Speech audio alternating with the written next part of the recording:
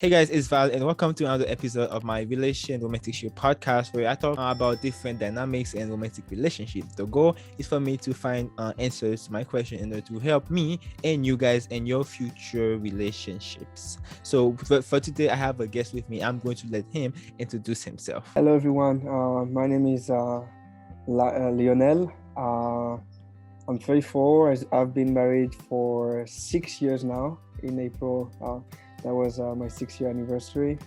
I have 2 kids, and I'm very happy to give a little bit of my experience, and hopefully you can draw lessons for your own relationships. All right, so thank you so much for coming onto the podcast. So to get started, can you tell us about what was your dating life like when you were my age or in high school? How was it for you? How old are you right now? Oh, I am 20. 20. Okay. Yes. Okay. Oh wow. Okay. So at 20, I had a friend back in the day, and he resumed his life very well because he was doing a BC and AD. Before he became a Christian, before he met Christ, and after, because the BC and AD is totally different. You have a totally different life. So at 20, actually, when I was in high school, around 18, 20, I had a completely different mindset. So I would be in a lot of small relationship. I didn't have any serious date, but I would have a few crush, but I was so shy. I was not the kind of person to go after, and it was mostly very basic. Hey, do you want to spend time, go to park? It was not, at this age, I think it was not really some kind of dating formally.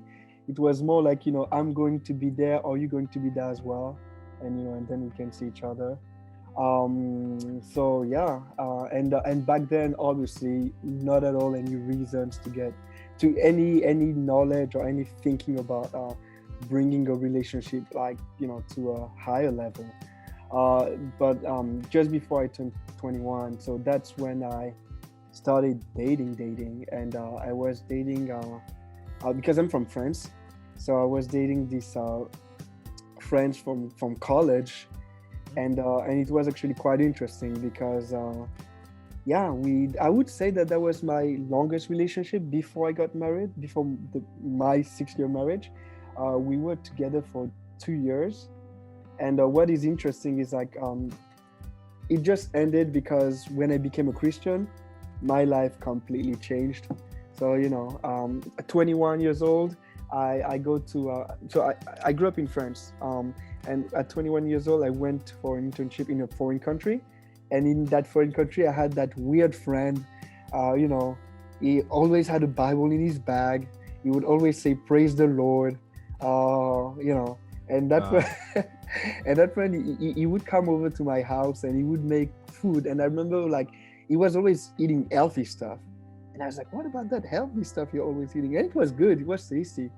And so he kind of introduced me to the Bible. And when I got into that conversion experience, reading the Bible, finding out for myself, I was just like, whoa, this is absolutely crazy. My life cannot be the same. So when I went back home to France after that period of time, I told my girlfriend at the time, hey, you know what?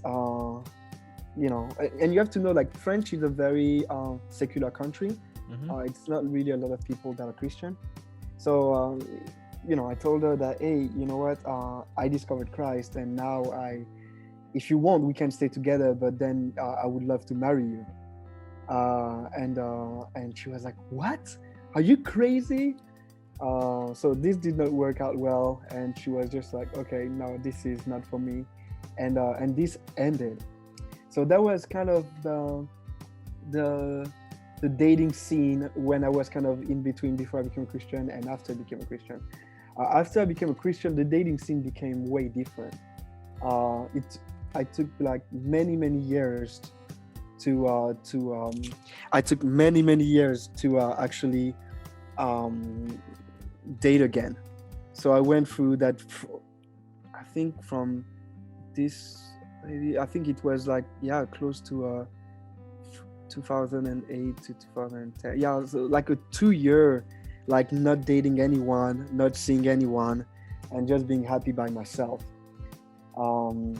Yeah, and Okay, so question. Mhm. Okay, so would you say that during those times that you were dating, did you have anything that you did that you, looking back, you were like, if I knew what I know now, I wouldn't have done? Yeah. So, for example, there's one thing that I did that was a little bit, now knowing what I know now, it would not have I would not have done this way. So yeah, I tell you, like, when I became Christian, I spent like 2 years without dating at all, and then I dated this girl, and I don't know if you ever been in that situation, like you date somebody that is not of your faith, but you believe that, hey, I will transform You her. can change them. Exactly. Yeah. God will transform them, and then we'll be happy forever after, and so I did that, and I wish I had done that. I wish I had not done that. I wish I, I feel like, yes, But like, what's wrong with doing that though? Like, what's wrong with doing that? Like, why should we not do that? so I think if I could go back, if you do it differently, the first you have to wait in the person, like, create that friendship, relationship, and wait to see that the person is really going in your way, and to see that she's, the person is really making moves that shows you that they are going in your direction, and not that are just, because you want to be with that person, so you're just hoping that they're going to change. It has So to be love deeper than cannot that. change them. So what if we do it for love? I love her, she loves me, and she wants to show her love for me by converting. Yeah, so I mean, to be honest, I'm sure that there are some stories like that. There are some stories where, like, after after a while, the person is even right now, I have a friend, but he's way older. He's about, he's in his early 40s, and his wife, she became Adventist Christian, and they kind of grew together, and they got married. But there's a difference, because when you're way older, you can make this type of commitment, because you understand that you have a different outlook on life. When you're in your 20s, I don't think that a lot of people are willing to go into a major lifestyle change for a relationship, and especially because I guess at this age, and people are more into, like, I want to experience as much as possible. I want to have fun. Exactly. I want to have a lot of friends. I want to have a lot of relationships, and I don't want to pigeonhole myself, quote unquote, in that kind of thing that is not appealing to somebody who is not attracted to that. Okay, then so what is the danger of dating a lot though? Don't we need to get experience so we know what we like, what we don't like? And in order to do that, we need to be in multiple relationships, right? Yeah, definitely. It depends on, for me, I feel like it really depends on your mindset as a person. So, because after that person, for example, after that, yeah, I love her, God, she's not really into you, but I believe she's gonna change me. After, like, God, please change that person for me.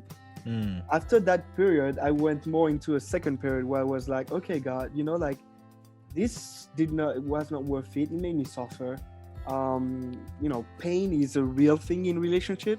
People don't talk about it a lot, because they like to emphasize the, hey, the glamorous aspect of it. But in relationship, pains, breaking up, just that difficulty. It's not easy.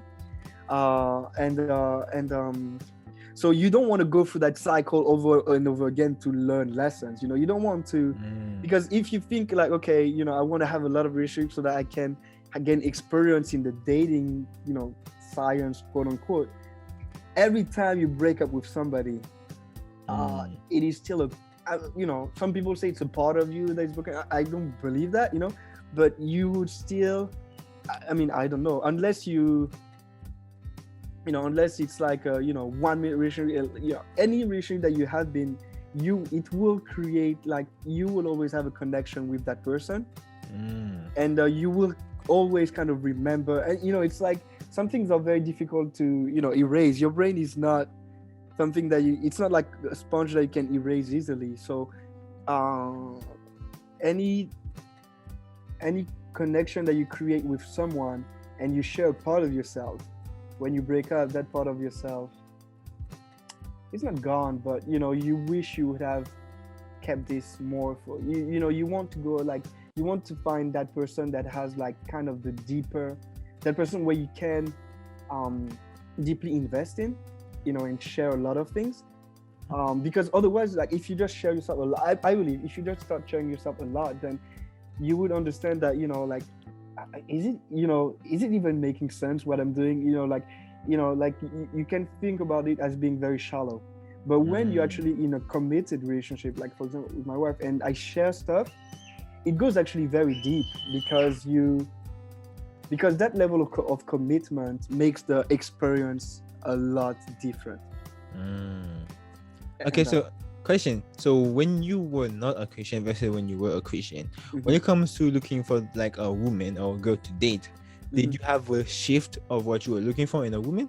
If so, what was the shift between when you were a Christian and then when you were not a Christian?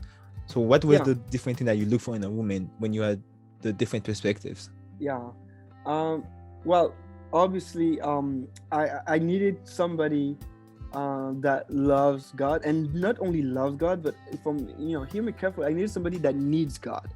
There are some people that love God, they would enjoy listening to Christian music, they would enjoy going to church, but for me, I'm at a point where I literally need God. It's like, if I don't feel that presence, I go deep into sadness, and it's like, and I needed to be with a person that would understand that. Okay. Because I know that that part of me is not gonna change.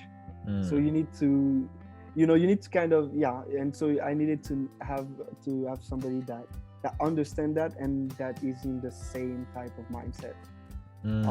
So you're definitely looking for somebody that needs God, somebody that is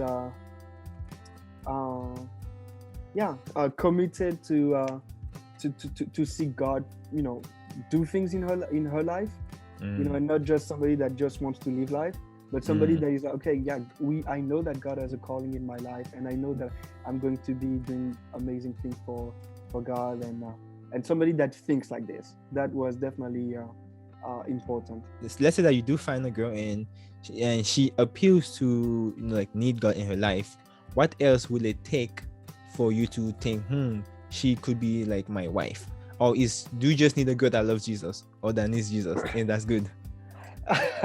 and that's the thing. I believe that like, if you ask the question, you have like plenty of answers depending on who you ask. And I can only like tell about my own personal journey. Okay, so what attracted to your wife though? Let's talk about that. So like, okay. What was like, she's the one? Like, what made you see her that way? So first of all, I feel like obviously as a man, I knew that when I met her, what was kind of amazing was her joy, and she had kind of a joy and a spark in her, like being super like energetic and happy and beautiful. But that was just the surface, because I've been because there's a lot of beautiful girls, man. Everywhere. That's so true. I feel like I don't know why, but like I realized that most girls are cute. I don't know why, but like most girls are physically attractive. Exactly. So based on this alone to because I mean, if you think about this, like your wife, it's going to be like, it's going to be like the biggest commitment that you will ever do.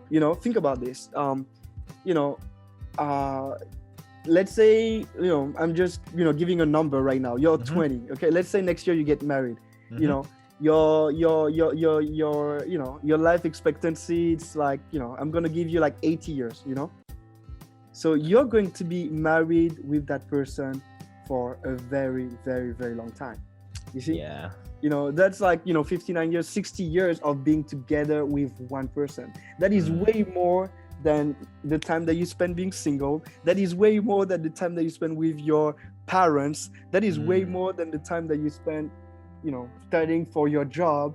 That is like the ultimate, long-term thing. Yeah.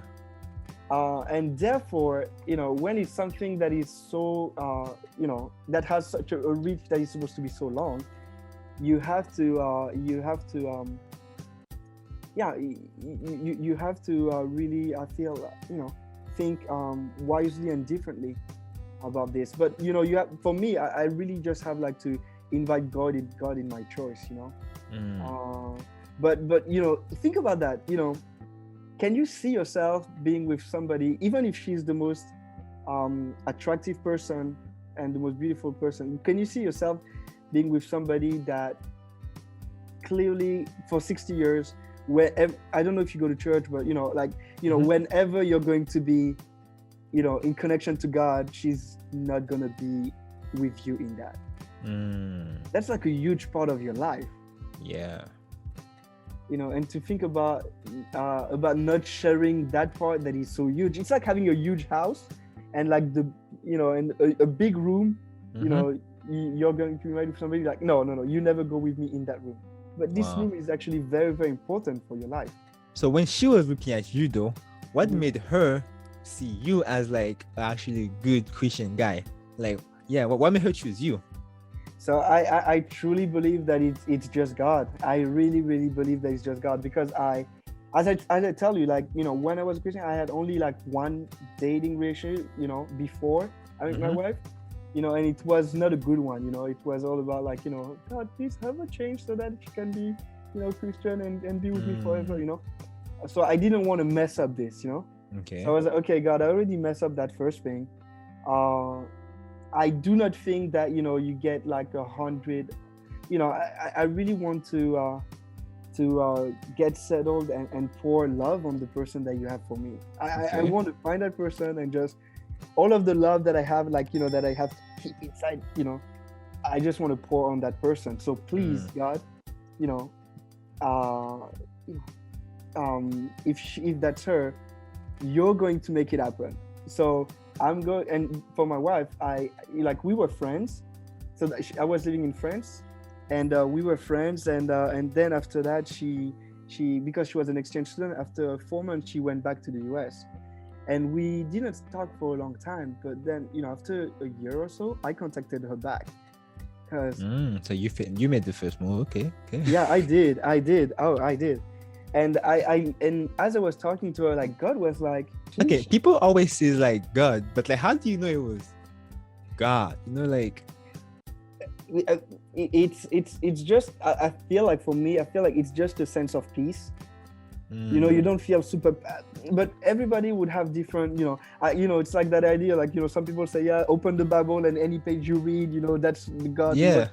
No, I don't believe that. Yeah, I would not subscribe to that, but God just gave me a sense of peace. Already when we were friends, she was at church and she was singing, and when she was singing that song, like, I knew that she was singing not as as somebody who loved being in church, but somebody who really loves God, in the fact that she was literally singing, like, it was like a testimony. She knew what she was singing about, and I was like, I definitely see that she has a special relationship with God, that person.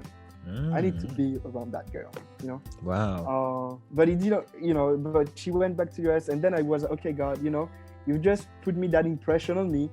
I'm going to ask her out. If she says no, I'm going to be devastated. But God, you're good, and you'll just repair me, because you have that power to repair me and to repair people. Okay. Um, And then she said and yes.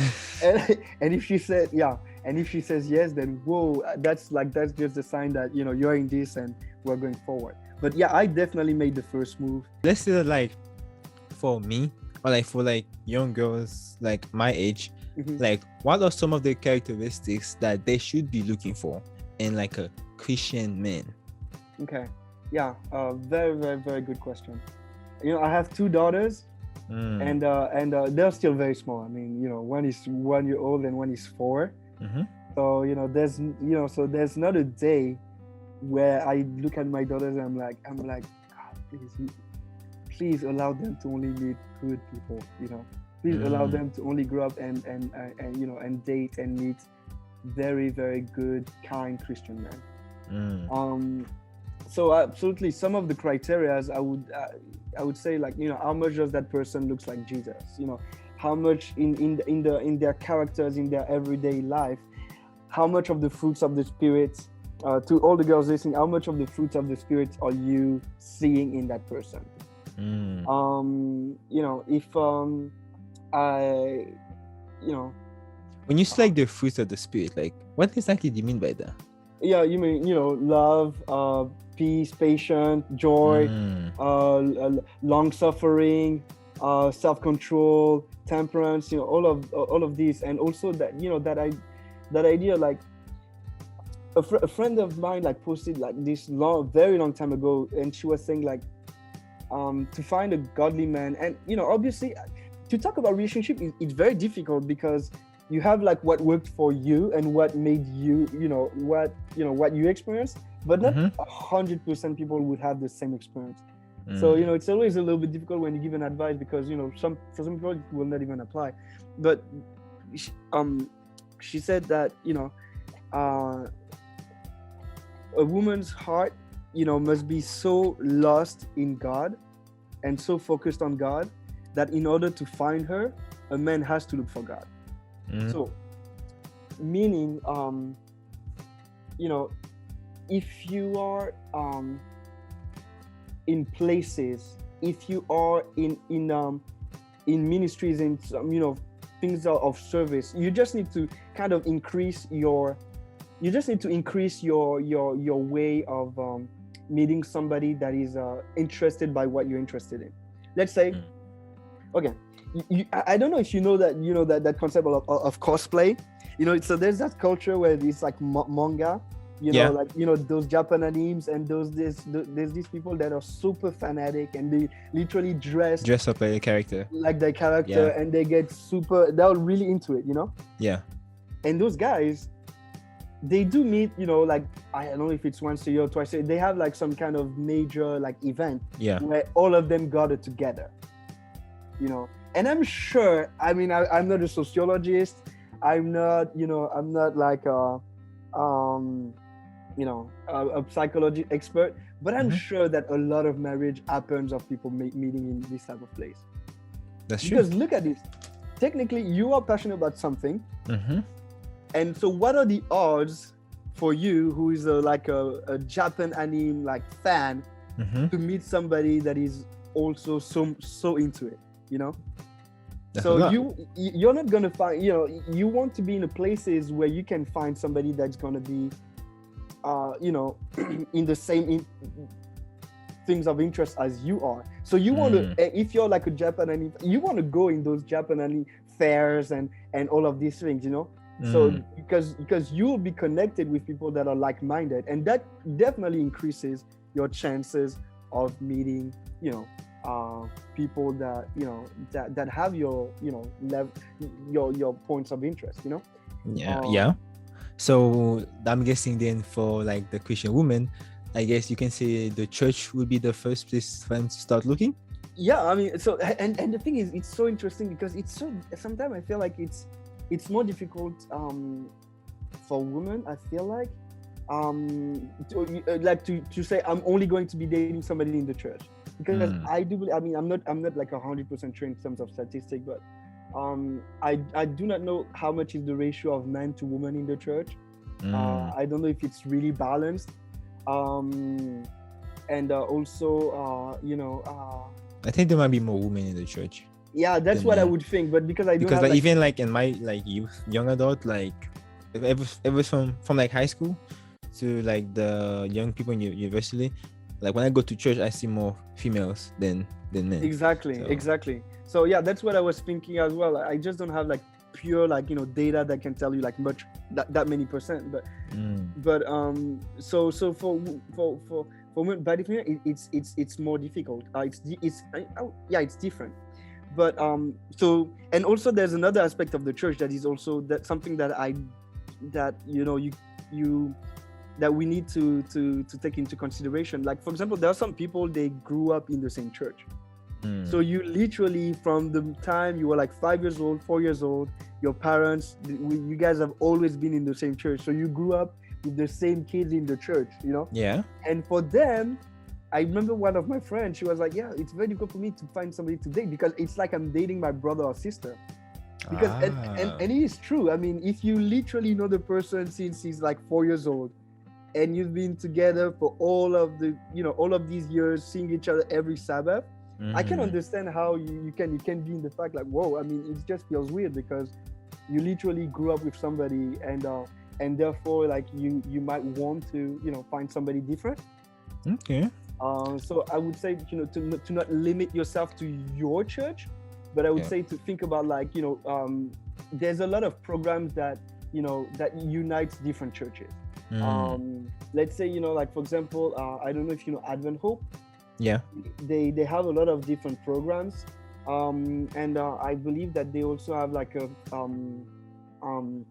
feeding ministry where they go on the street and they feed, they distribute food for homeless people, and so I would say that in this kind of environment, it's not like the thing of one church, so you can meet people from churches that you didn't had any idea about, and that can kind of like increase your circle of people that you know. Yeah. Okay. So that when it comes to like your marriage, right? Who is the leader? Or is there no such thing? And to be honest, I wanted to do a real research on this. You know how, like in the Bible, in Genesis, like God said, it is not good for man to be alone. I will make him a helper. Yeah. Let me just go that. And that word helper, so some people can say like I'll make him a helper, as in like some people can say I will make him a helper, like as in like somebody's gonna like domestic help, like kind of when we say the help, yeah, it's like it's the person that does all of the chore works and blah blah blah.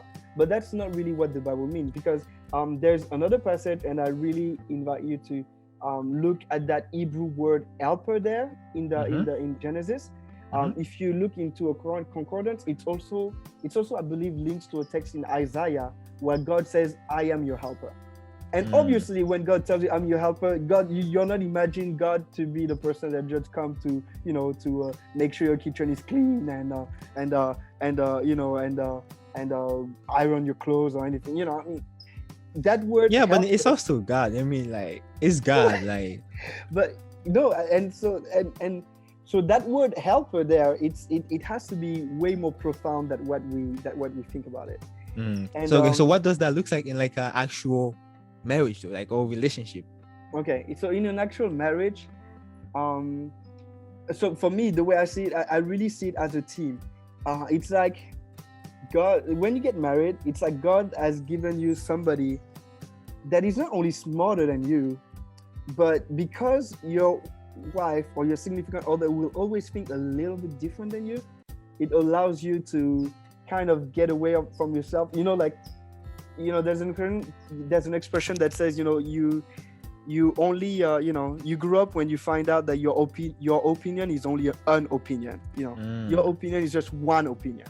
Wow. And so to think about, like, when you actually have to share life with somebody that will think differently, it forces you to think, kind of outside of the box or outside of the way you would have thought of a situation.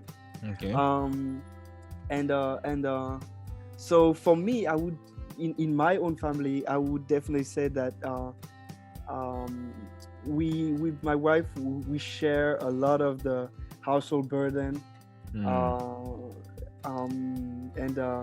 So okay, but okay, so you said that like your marriage is like a team, but like yeah, every team needs a captain.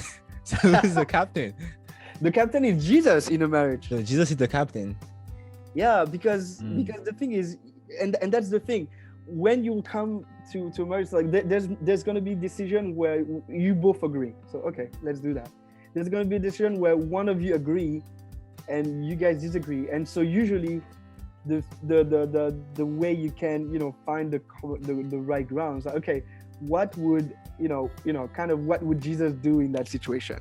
And Jesus brings in the last, you know, Jesus brings in that captain, like, hey, you know, this is actually what should be done, you know. So yeah. Okay, so that means, so Jesus is the captain and you guys make your decisions like half and half basically. Yeah, and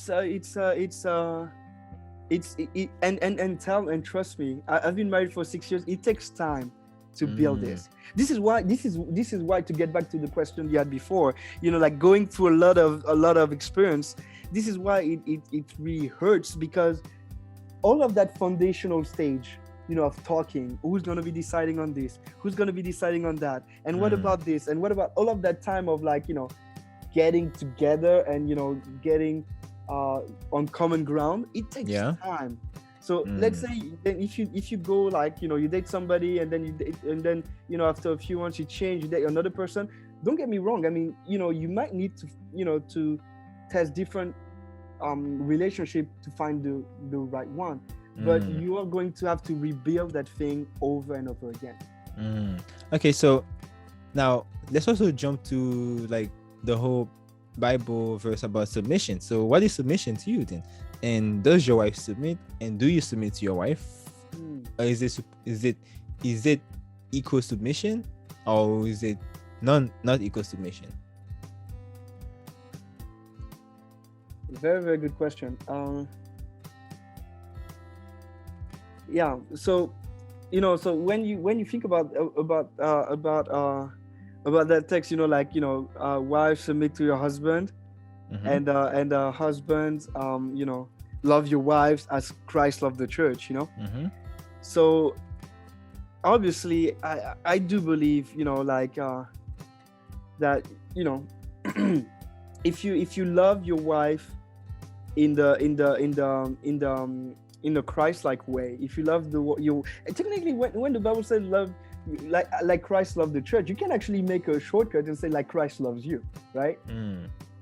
You know, so if you love your wife the way God loves you, you will actually want, instead of wanting to be, you know, like the person that just impose things on your wife or on you will actually want to be the one that allows, you know how when Jesus, you know, somebody asked Jesus, you know, like a question, and Jesus would answer with a question. Yeah. You know, because Jesus literally wanted people to think, you know. So, you know, in a marriage, you don't really want to come to the point where it's like, okay, yeah, we do this because that's it, you know. You want to engage with your wife in that conversation, and you want her to think it through and come to your understanding of that particular thing, that particular issue that you're discussing, you know. Yeah. Okay, so question, do you believe in gender roles? If yes, do you apply it in your marriage? And if no, why not? Yeah, it's no, I do not, and that's the thing, I do not, I believe, you know, like, you know, that you know, that it's actually very, very, to be honest, like this question is something I'm always kind of thinking about. Because if you asked me that question 2 years ago, I'll be like, yeah, of course. But now I'm really thinking about marriage as more like a fusion of characters, of fusions of people. You know, it's kind of, you know, so for example, Ty Gibson, he talks about like, you know, like the idea, like, you know, the husband being the father, like, you know, the son and the Holy Spirit, this type of fusion in your family. It's not like one is over another. But it's like you guys form like a solid bond and a solid group. It's like, you know, can we say that, you know, the Father is above Jesus. I don't think we can say that, because they are, all equal. I know, but then like I would think that like our relationship with Jesus would be like the church, because like we are considered his spouse, the church, and then Jesus is like the husband. So I mean, they're not the same. but think about that. Like when it says the church, it doesn't only talk about women. Like there are men. I know. Yeah, I'm thinking about like the church as like a spouse, and like yeah. That's what I mean. Oh yeah, I see what you mean. So like if you if you bring it to the current relationships, then Christ being over the church. But the relationship with Christ and the church, it is definitely like a relationship of like master, but I would not even say master and servant. I would mostly say like Christ died for the church, right? It's more like a protector, and But isn't that what you're supposed to do as a man? God came and died for the church in order to show that he loved the church, right? He loved his people, right? So yes. I think that's the greatest sacrifice a person can do, is dying for somebody else to show that they love. So I don't think that's master and servant right there. I think that's like, wait, So go ahead, keep going with this idea. I'm saying just that's why I believe that's why I feel like men are like naturally inherently like the provider and the protector, because I feel like we're supposed to do exactly what God did for us as a whole. You know what I mean? How he died for us is kind of what we're supposed to do. That's how we show our love for the other person. Yeah, but like think about that. I mean, first of all, the part about dying for us, only Christ can do that. Technically, Yeah. So that part of like ultimate sacrifice to save you from sin. This is male or female. This is only God that can make that happen. Yeah. So, but if you think about like your relationship with your wife as kind of a flowers that grows, as something that grows. And you are actually amazed when you see God work in your wife, and your wife is actually amazed when she sees God work in you. And you guys you guys get closer as you get closer to God, you get closer to each other. Yes, that's more like a social thing. Like it's like the Bible says like man has to provide for his family. Like in terms of money. It's important, for a man to provide for his family and to not neglect your family. Yeah. But that's not all a man does. I tell you, as a man, you will have to do so much more than this, because you will literally see. So listen. So there's this tale about like a guy in India. And I don't know if it's a true story. I don't think it's true. I think it's more like just an object lesson. And it's in that area, like the way you value wives is like how much you have to give to the parents to have this wife as your bride. So you have to go to the parents, say I want to marry your daughter, so I will take her with me. She will no longer be your daughter, she'll be my wife. And then and then the parents give you at least and then the parents will give you like a list of things that you can bring them, and see, and when you bring them all the things, then you can take their daughter. And and so you had like in that category you have like wives where the parents would ask like 1 cow, 2 cows, 3 cows. And the maximum that nobody could ever ask is like a 8 cow. Like if you're like an 8 cow wife, 8 cow potential wife, like you're like the the best creme of the creme, the best of the best. Like like they go high. And so there's this guy. He goes and he goes and he buys, like he goes and he finds like an 8 cow wife. The parents are like, you know what? I'm going. No, for our daughter, she's the youngest person. Nobody came to her yet. You can't. 2 cows, you know, and guy goes, no, you don't understand. Your daughter is an 8-cow wife. Here are the 8 cows. And then the person, okay, they take the wife, they take the cow, he takes the wives. But then years later, they come and they don't recognize that wife. And they're like, they don't recognize that girl. Who's that girl? You remember the wife that I adopted from you, that I took from you? That's her. That's my wife here. And so the love that person poured on his wife made her top notch, you know. Wow. He just transformed her. He just he was able to see the best that was in her, and when nobody could see it, the parent was like 2-cow wife. Everybody was like, "Oh, you stupid, your baby." They just say 2-cow. Why would you give 8 cows? But the person, he knows what he sees in his wife. He knows what he sees in this girl, and it's exactly the same thing with, you know, the gospel. You know, there's no reason the creator of the universe has to die for, you know, a few billion people on a rock in the middle of nowhere. You know, but God saw the value in us. God saw the value in His church, and He gave all. And by loving the church and by transforming the church, God is turning the church to what it is right now, to something that is going to be perfect. And that's kind of how I see, you know, you being Christ in your house, you know. Okay, that makes sense. So let's say that, like, you really like this girl, right? And then you guys start dating.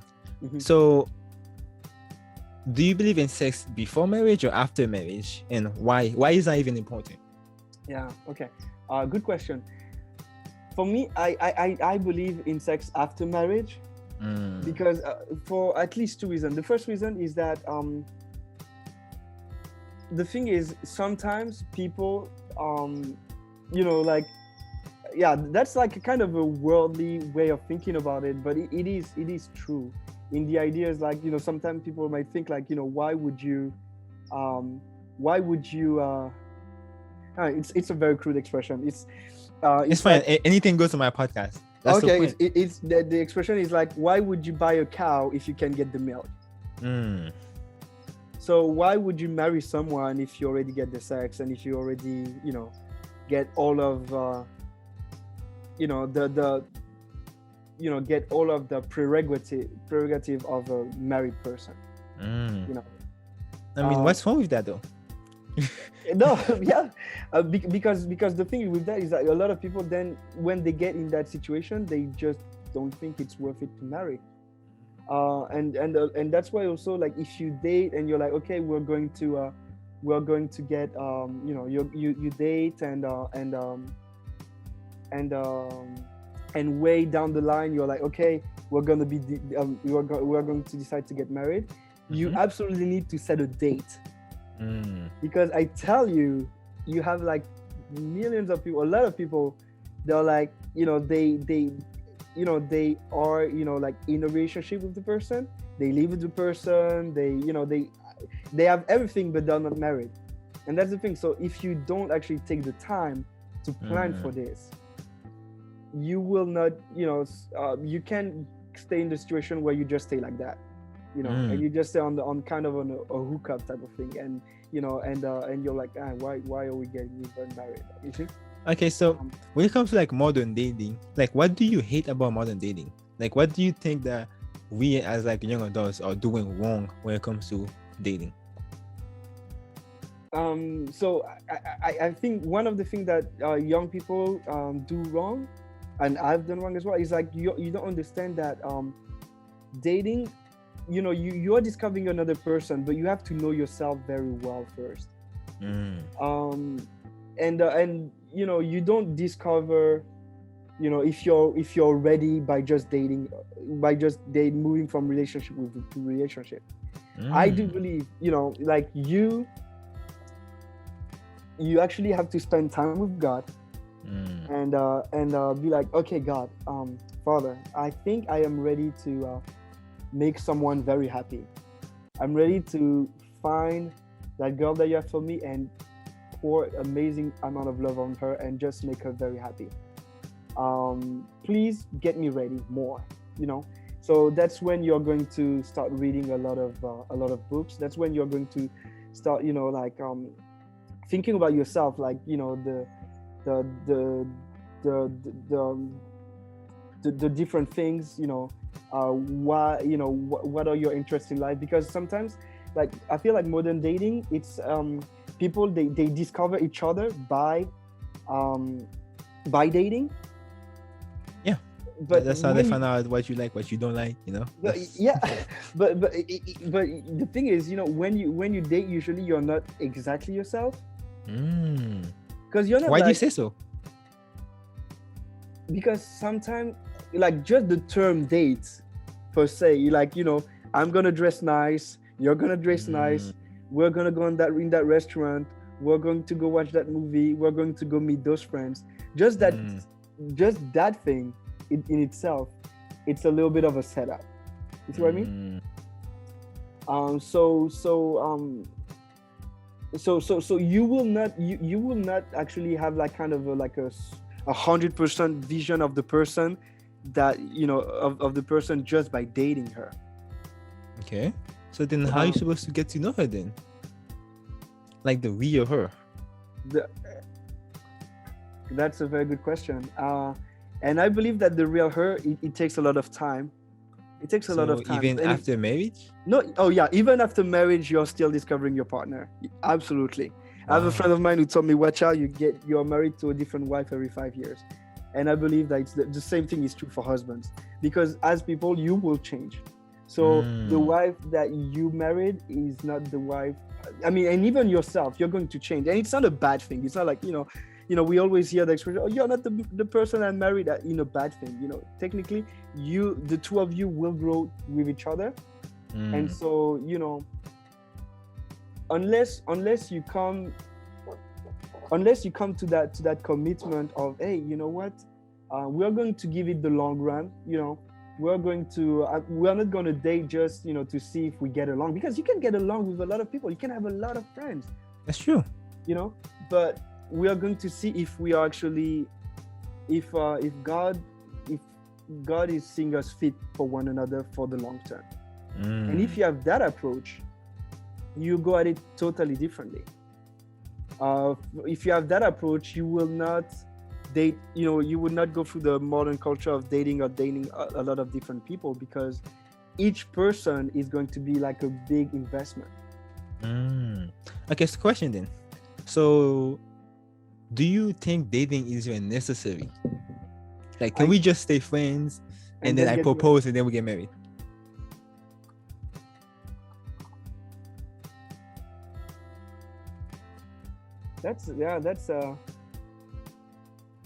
So technically, I don't know what the dating aspect does. The thing is, wait, did you and your wife date? Like, you guys were boyfriends for like 2 or 3 years and then you guys got married? No, actually, you're right. We were boyfriend, girlfriend, but when I asked her to be my girlfriend, I had the intention of asking her to marry me very soon. We still, it still took like a year for me to ask her to marry me. But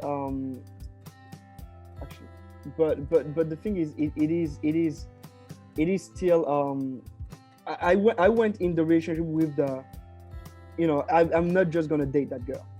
It's like the dating is to see if there's any big red flag, things that we could not have found out if we did not decided to actually date. But I went in with that intention in mind. Wow.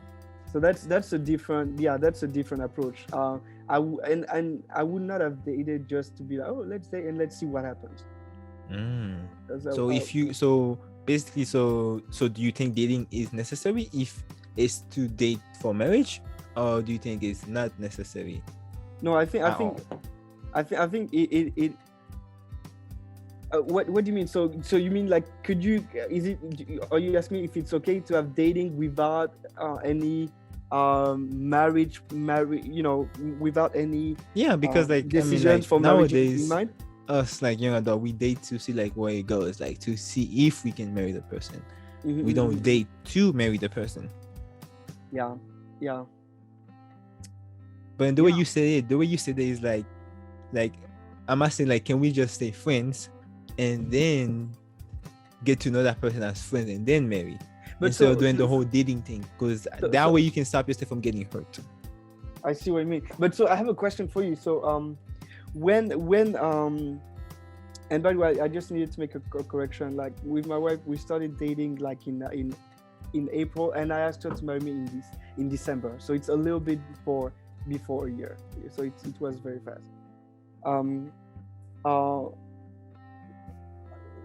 Tell me, what would you think what do you think that you're going to discover by dating the person that you cannot discover by just being friends? I mean, exactly. That's my point. That's my point. I feel like there is. I mean, okay. See, there's my problem. Dating for me, especially like Christian dating, is basically being friends without the sex part.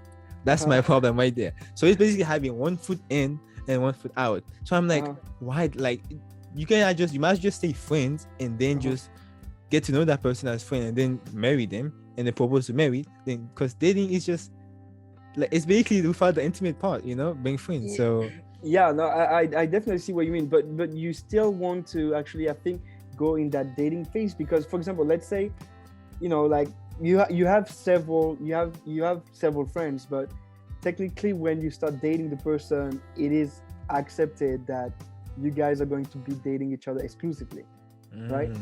So let's say you're like, instead, I'm not going to date that person, I'm just going to be staying with her friends. If she's a friend, then can she date somebody else? Whereas if you decide to date the person, then that actually also brings like, hey, we create that exclusive relationship to see if there's something, if God leads us into a deeper relationship. Okay, so when you dating, like, how do you go about like the whole, like, not doing any like sexual things though? Because I feel like for me that's like the biggest thing. Like, it is. So I think that you have to avoid like, basics. You have to avoid some situations, like, you have to avoid being together in a place that is not public. Alone together in a place that is not public. You have to also make the decision, because some people, they might decide that this is not even important for them, but you have to, if you really, if you decide, okay, we are not going to be intimate sexually before we get married, then you have to make that decision with that person, and you have to discuss it, and like, are you okay with that? And it has to be like a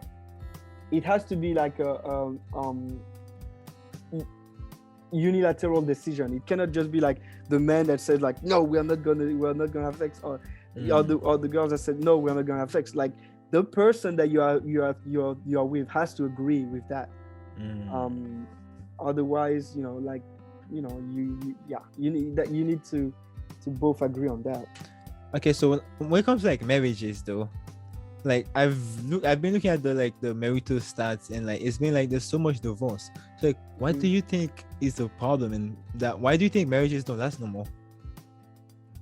Yeah, so I really believe that is because that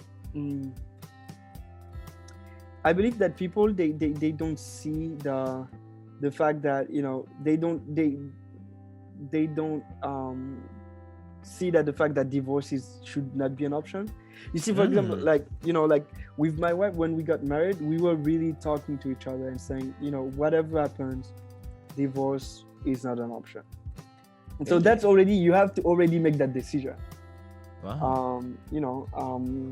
If you don't, that's already something that is important to make that choice. It's, if you think about like, we will not have sex before marriage, then you have to literally also sit down and both agree on this. And I don't think that a lot of people, maybe people do not make that conversation beforehand. Also, the thing is, and when you know that, divorce is not an option, and the same way that you have, that relation with Christ, like no matter what happened, I'm going to go to the grave believing that Christ is God, and that He died for my sins, and that I'm saved, no matter what happens. So that's just a decision that you make, and obviously, I'm not saying to people like, if you're in a relationship where you're being, where you're being abused, when you're being, physically, mentally, abused, then obviously, I don't think those relationships should continue. But people, we have to. What if you're not happy? The thing about what if you're not happy, I tell you, and that's, I'm sure, and I need to do a survey on, there's some people that literally get married, they divorce, and then they get remarried. I mean, we have there's a few of these. So there's clearly something where you just have to decide on the commitment, and you just have to, put your and say, no matter what happens, this is not going to be an option. The lawyer, the divorce paper is not an option. And when you take that option out, doesn't mean that you solve all of the problems, but at least you know that this is not even there. So there's no you changed or I changed, we are not compatible anymore, and also and also I believe it's because you when you get married, you have to understand that you need to put your entire self with that person. What I mean by that is that you have to understand that it's all for that specific person. It's all for your partner, it's all for your wife, it's all, and because I believe that some people, even before they get divorced, they get into the double life, where they are married, but they are living parallel lives, and then parallel lives bring parallel relationships, and then parallel relationships bring parallel love relationships, and that's what creates the thing even before divorce happens. So when someone says just drink from your Satan, you have to really learn you have to change. And for example, for me right now, every time I feel like there's something that is so cool that I watch on YouTube, or a video that is amazing, I think about sharing it with my wife first before I share it to the world. Because your wife, your spouse will become that first person for you. And if you make this, then you take your partner in everything that you do. Wow. Okay, so let's say that your daughters right now were they were 20 years old and they were getting ready to go out in the world and start dating. What are some key advices you would give to them right now? That I literally, every time I look at my daughters, I have that little, I guess, the Bible said sometimes the Holy Spirit prays for us by, making unaudible, sight that are sent to God. So what the question was? So what would you tell your daughters right now? They're going out and ready to start dating. So what are some key things you would tell them to look out for? Do this, don't do that, and stuff like that. I would tell them that follow Jesus. Do Jesus. Put Jesus as the most important thing in your life. And as you follow Jesus, like me and like you, me and your mother, we met as we were following Jesus. So as I was following Jesus, God brought your mother to me. And as she was following Jesus, God brought me to your mother. Wow. And that's how we met. And that's how you and your sister should meet your future husband. Okay, so let's say I was your son right now, and all of my other friends watching, let's say we're all your son. So what advice would you give us right now and how to move and how to date and what to do, what should we not do as guys? Okay, as guys, so I would say write down these books, message to young lovers, message to young people from Ellen G. White. Those are books that are, I mean, and don't take it personally. It's like, because those are like books that Ellen White wrote to other people. So it's not like, everything in there is for you and you specifically, But read this. Absolutely read this, my son, that is listening. All right. Message to young lovers, okay? Message to young lovers. Message to young people. And I would also tell them to read, to actually win the heart of the girlfriend that they want to become more than their girlfriend, or the girl that they want to read the girlfriend's heart. No. Read a book that would allow you to understand your girlfriend's heart. And that book is called The 5 Love Languages by Gary Chapman. Oh, my favorite. I would definitely tell my son to read that. Because I would tell them, like, as you have that girl that you're super interested, maybe she already knows you, maybe she doesn't even know, she doesn't even look at you. Go and study her. By just being a friend, by just being around, study her. Like, what is her? Try to discern what is her personality. Try already to discern what is her love language. Is she somebody that loves gifts? Is she somebody that loves, words of affirmation? Is she somebody that loves physical touch? Is she somebody, like, study that person, make that person your subject. Wow. And kind of like that gives you kind of inside training to the way that she thinks, because sometimes she might not even know that she thinks this way. So that gives you a hedge. Wow. Well, thank you so much for those words of advice. So let's say that, like, somebody that's listening to us right now would like to get in touch with you. How can they go about doing so? Oh, wow. So my Twitter, it's at Lionel and Kaya. My email address is Lionel. I'm going to spell my name and last name. So LionelNkaya. Right. At gmail.com. All right, and don't worry, guys, for you guys that are watching right now, don't worry, I'll get the email and put in the episode description, and also put his Twitter down below. So anything else? Was a pleasure. It was really a pleasure, and I'm glad that you have that interest, to think about this question, because a lot of people, they don't think about relationships, and they just, without thinking, move from relationship to relationship. So the fact that God can use you to provide guidance to people is quite amazing. So keep it up. Keep up the good work. Thank you so much, and thank you so much for you guys that are watching. Don't worry, I'll put everything in the description, also the book that he recommended. And then, so if you guys would like to get access to those books, just message me, and I'll find a way to get you access to the books. So thank you so much for coming, and thank you, Mr. Nkaya, for coming. It was a pleasure to have you, and I'll see you guys in the next episode. Peace out. Bye bye, everyone.